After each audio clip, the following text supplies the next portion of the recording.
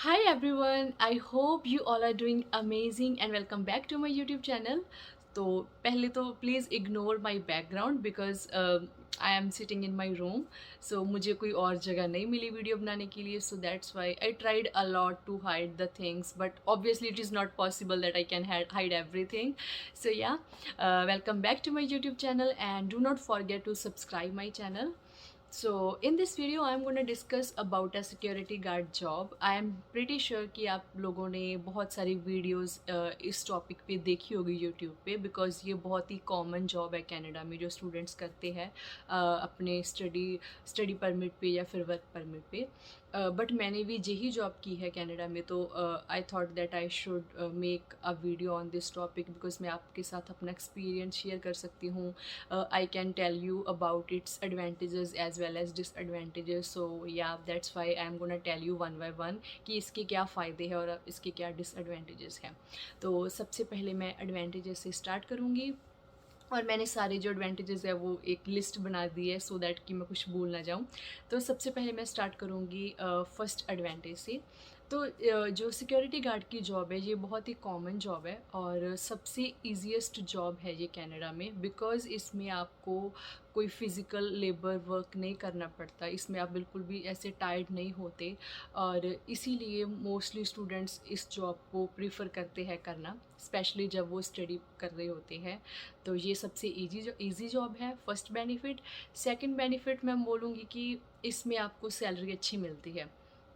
For instance अगर आप किसी स्टोर पे कैशियर का काम करते हो, किसी रेस्टोरेंट में कैशियर का काम करते हो, या फिर आप कोई भी कस्टमर सर्विस के रिलेटेड कोई जॉब करते हो, तो आपको जो ओंटारियो के जो एक ये प्रोविंस की जो मिनिमम वेज है वो है $14 समथिंग, 14.25.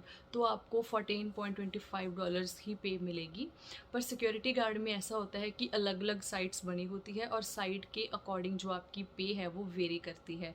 किसी किसी साइट पे आपको $16 पर आवर मिलेगा, कहीं 17, 18, 19. So it depends on the site. तो इसीलिए आप कम हार्डवर्क करके ज़्यादा जो अर्निंग है वो कर सकते हो. ऑब्वियसली जब हम स्टडी कर रहे होते हैं हमको अपनी जो फ़ीस जो है वो डिपॉज़िट करवानी होती है, उस टाइम हमको ज़्यादा डॉलर्स की, ज़्यादा पैसों की ज़रूरत होती है. So I think it is the best option for that time. And next benefit is that security guard की जो जॉब है वो प्रोफेशनल है. मुझे ऐसा लगता है कि आपको न्यू क्लोथ्स की टेंशन नहीं होती, बिकॉज़ अगर आप कहीं और काम करते हो तो डेफ़िनेटली हमारे मन में ये बात आती ही है कि कि डेली सेम क्लोथ्स हम नहीं पहन सकते, तो फालतू का मुझे वो खर्चा लगता है कि काम के लिए कपड़े खरीदना. बट इसका बेस्ट बेनिफिट ये है कि डेली यूनिफॉर्म पहन के जानी पड़ती है और uniform is a sign of equality. So इसीलिए I think it is a plus point for this job. And next thing is जो पर्सनली मुझे फ़ील हुई कि अगर आप कोई और जॉब करना चाहते हो, जैसे किसी रेस्टोरेंट में या कहीं भी किसी पार्टिकुलर जगह पे, तो आपको वहाँ पर रेफ़रेंस चाहिए या फिर वर्क एक्सपीरियंस चाहिए. तो रेफ़रेंस आपको तभी मिल सकता है अगर आपके ऑलरेडी नोन फ्रेंड्स और रिलेटिव्स है जिस सिटी में आप आ रहे हो. अगर मैं खुद की बात करूँ तो मेरे नोन जहाँ पर नहीं थे, तो इसीलिए मुझे किसी से कोई हेल्प नहीं मिली.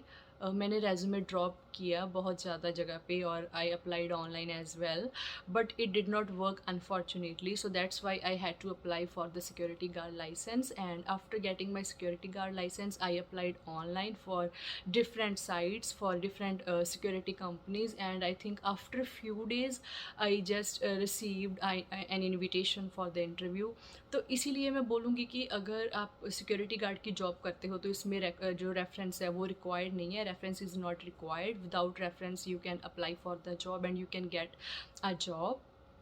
एंड तो ये इसका जो है जो बेनिफिट है. अगर मैं बात करूँ नेक्स्ट बेनिफिट की, तो वो मैं बोल सकती हूँ कि अगर कुछ बच्चों का जो है वो एम होता है कि वो पुलिस सर्विसेज ज्वाइन करना चाहते हैं फ्यूचर में, या फिर आफ्टर गेटिंग पीआर उन्होंने पुलिस सर्विस के लिए अप्लाई करना है. So it is the best thing अगर आपके पास सिक्योरिटी गार्ड का प्रीवियस वर्क एक्सपीरियंस है और अगर आप पुलिस सर्विस ज्वाइन करना चाहते हो तो आपको इसका प्लस बेनिफिट भी मिलेगा. वन मोस्ट इम्पॉर्टेंट थिंग वो ये है कि कुछ लड़कियों को या कुछ लोगों को ये मिसअंडरस्टैंडिंग होती है। ये एक ऐसी फैक्ट माना जाता है कि सिक्योरिटी गार्ड की जॉब्स लड़कों के लिए ही होती है, वो ज़्यादा करते हैं। ये सच है बात कि बॉयज़ ज़्यादा प्रेफर करते हैं, बट ऐसा कुछ भी नहीं है कि लड़कियां ये जॉब नहीं कर सकती या फिर उनके लिए ये वाली जॉब अनसेफ है। अगर आपको इंटरेस्ट है किसी भी गर्ल्स को, तो आप डेफिनेटली इसके लिए जो है अप्लाई कर सकते हो।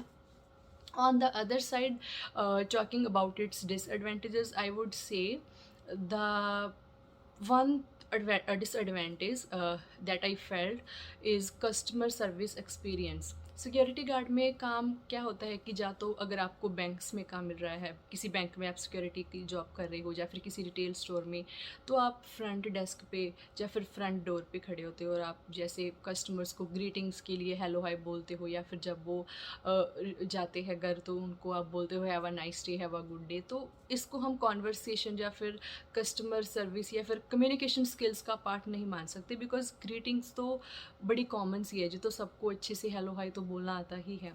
बट अगर आप कोई जैसे सिक्योरिटी गार्ड में आपको इतने नई चांसेस मिलते लोगों नए नए लोगों से इंटरेक्ट करने का और उनसे बात करने का, तो जिस वजह से आपका कस्टमर सर्विस का एक्सपीरियंस काउंट नहीं होता।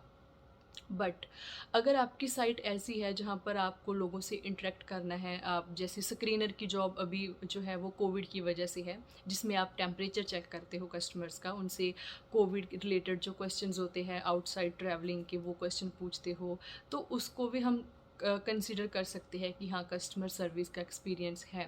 बट अगर आपकी बिल्कुल सिंपल जॉब है, आपको सिर्फ वॉच करना है लोगों को, किसी से कोई बात करो या ना करो उससे कोई मतलब नहीं है, तो वो कस्टमर सर्विस का एक्सपीरियंस नहीं माना जाता। तो अगर फ्यूचर में अगर आप वर्क परमिट पे आके किसी रेस्टोरेंट में जॉब के लिए अप्लाई करते हो, तो वहाँ पर सिक्योरिटी गार्ड के एक्सपीरियंस को वो उतना नहीं कंसिडर करेंगे जितना वो आपके किसी कैशियर की जॉब के एक्सपीरियंस को कंसिडर करेंगे। तो इसका सिर्फ यही डिसएडवांटेज है, अदरवाइज़ तो इसके सिर्फ बेनिफिट्स ही है। बट अगर मैं बात करूँ, अगर आपने मनी अर्न करनी है, पैसे अर्न करने हैं, अपने फीस वगैरह अपने डिपॉजिट करवानी है टाइम पे और काम कम करना है, पैसे ज़्यादा कमाने हैं, तो this is the best job. But अगर आप इसमें ही आगे आपका इंटरेस्ट है, आप इसको अपने गोल्स से रिलेटेड आगे कुछ करना चाहते हो, तो आप सिक्योरिटी में भी कंटिन्यू कर सकते हो। अदरवाइज सिक्योरिटी गार्ड की जॉब के जो है वो फ़ायदे ही हैं। So I hope you would like this video, and please share this video as much as you can। and मेरे अभी 620 सब्सक्राइबर्स हैं, तो मेरा अब टारगेट है कि मैं 1000 सब्सक्राइबर्स करूँ as soon as possible.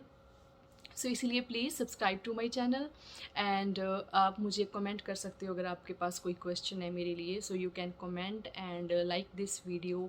And जो नेक्स्ट वीडियो है वो मैं SOP जो हम बोलते हैं स्टेटमेंट ऑफ पर्पस, मैं उस पर बनाने जा रही हूँ, बिकॉज बहुत सारे स्टूडेंट्स को डाउट होता है, क्योंकि SOP is a very important part जब आप अपनी फ़ाइल अप्लाई करते हो, बिकॉज उसमें आप कंप्लीटली जस्टिफाई करते हो कि आपका कनाडा आने का रीज़न स्टडी ही है, और आप अच्छे से एक्सप्लेनेशन देते हो कि क्यों आप स्टडी के लिए कनाडा आना चाहते हो। तो मुझे लगा कि मुझे उस पर भी कोई वीडियो बनानी चाहिए। सो इसलिए सब्सक्राइब करना इम्पॉर्टेंट है। And thank you so much. Stay safe and healthy. Have a nice day.